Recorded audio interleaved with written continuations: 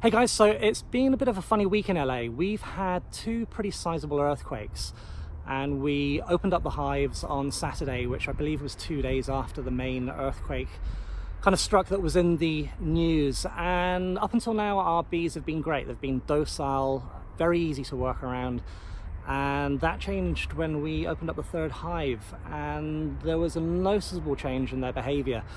The hive was running definitely hot, and the bees were coming out, and it wasn't a full-blown kind of attack where they were putting the stingers in, but they were definitely sending out guard bees to bounce off of our kind of suits and make it known that they really didn't want us around them at that particular time. Which is also why I've stepped back now, because I was trying to set the camera up 10 minutes ago and immediately got stung.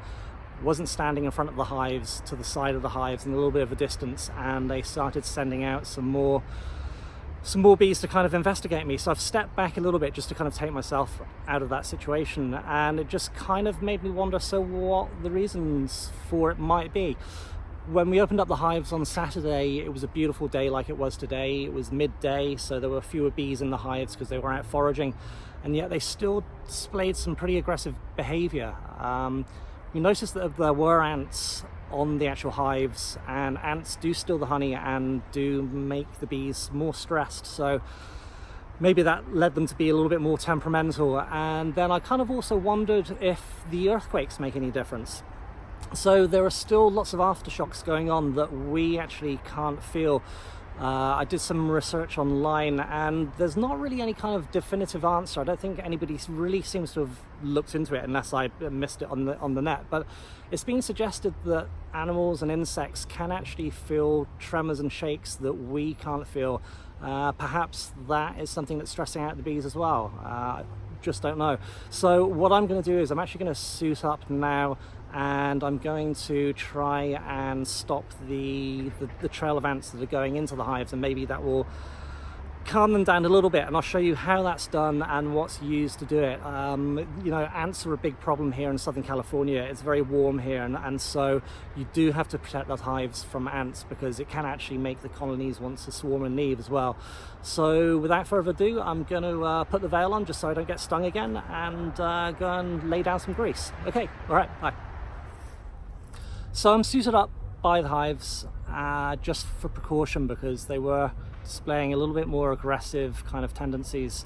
So far so good. They haven't sent out any bees to investigate me, so it seems okay at the moment. And what I'm going to do is show you what I use to stop the ants from going to the hives. When we were here earlier, I noticed that there were a few weeds that were touching the legs of the stand that we have, and I think what was happening was the ants were using those plants to bypass the grease that we'd put on the legs. So I'll show you the grease. It's great actually. It's a high temperature resistant grease, which is great here for the California weather, and it doesn't really run, so it means that applicating it really is kind of like once every month or so. It's really good stuff. So I'll show you the grease itself, and then I'll show you where I've actually placed it. Essentially it's on the forelegs of the stand that we use, and it acts as a great barrier. The ants can't even build kind of ant bridges to get across it. So let me go ahead and I'll show you that. So this is the grease that we use at the moment. It's pretty easy to get hold of. We buy it from Home Depot. It's about $4, something like that. It's a little bit messy, so I would suggest having some kind of application tool that you can use to put on the stands. But like I said, it works great. I know everybody has slightly different kind of methods for keeping ants out, and you know, and various things, but this is what we found to be very, very effective. So as you can see with the stand that we have, it's just a very, very simple table with 4 metal legs, which are pretty easy to see, and then you can actually see the grease that's being applied to the leg itself.